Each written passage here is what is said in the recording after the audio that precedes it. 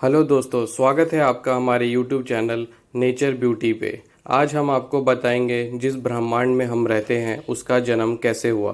दोस्तों, आगे बढ़ने से पहले अगर आप हमारे चैनल पर पहली बार आए हैं तो हमारे चैनल को सब्सक्राइब कर दें और नीचे रेड घंटी को भी दबा दें ताकि आपको हमारी अगली वीडियो का नोटिफिकेशन जल्द से जल्द मिले।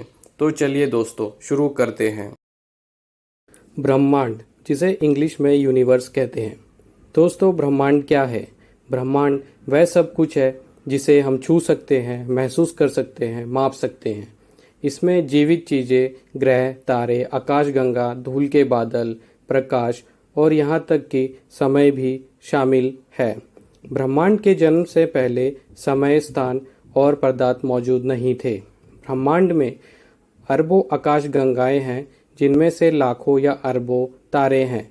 तारों और आकाशगंगाओं के बीच का स्थान काफ़ी हद तक खाली है। हालांकि तारों और ग्रहों से दूर के स्थानों में धूल के बिखरे हुए कण या प्रति घन सेंटीमीटर में कुछ हाइड्रोजन परमाणु हैं। अंतरिक्ष में विकिरण जैसे प्रकाश और गर्मी, चुंबकीय क्षेत्र और ऊर्जा कणों जैसे ब्रह्मांडीय किरणों से भरा पड़ा है। ब्रह्मांड अविश्वसनीय रूप से विशाल है। इतना विशाल है कि अगर आधुनिक जेट फाइटर को सूर्य के सबसे नज़दीकी तारे तक पहुंचना हो तो उसे 10 लाख साल से भी अधिक समय लगेगा।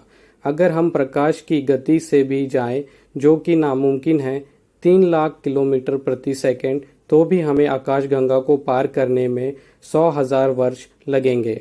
ब्रह्मांड के रियल एक्चुअल आकार के बारे में कोई नहीं जानता, क्योंकि हमें किनारा नहीं दिखता। अगर हम कुछ जानते हैं तो बस इतना कि ब्रह्मांड कम से कम 93 बिलियन प्रकाश वर्ष के पार है। एक वर्ष वह दूरी है जो प्रकाश एक वर्ष में यात्रा करता है, लगभग 9 ट्रिलियन किलोमीटर। ब्रह्मांड हमेशा एक ही आकार का नहीं रहा है। वैज्ञानिकों का मानना है कि इसकी शुरुआत करीब 14 अरब साल पहले हुए बिग बैंग से हुई थी। तब से ब्रह्मांड बहुत तेज गति से बाहर की ओर विस्तार कर रहा है।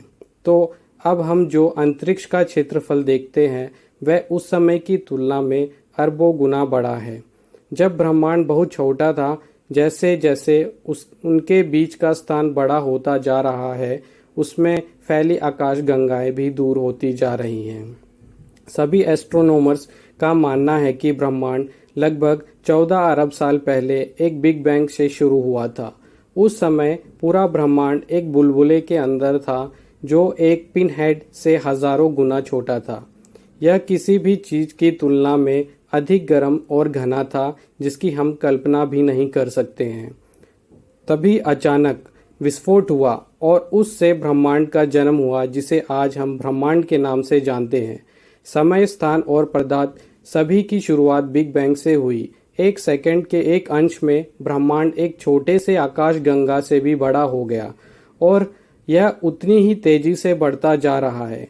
आज भी इसका विस्तार हो रहा है। जैसे ही ब्रह्मांड का विस्तार हुआ, वहाँ ठंडा हुआ। उस समय जो भी ऊर्जा पैदा हुई वो मैटर और एंटी मैटर के कणों में बदल गई।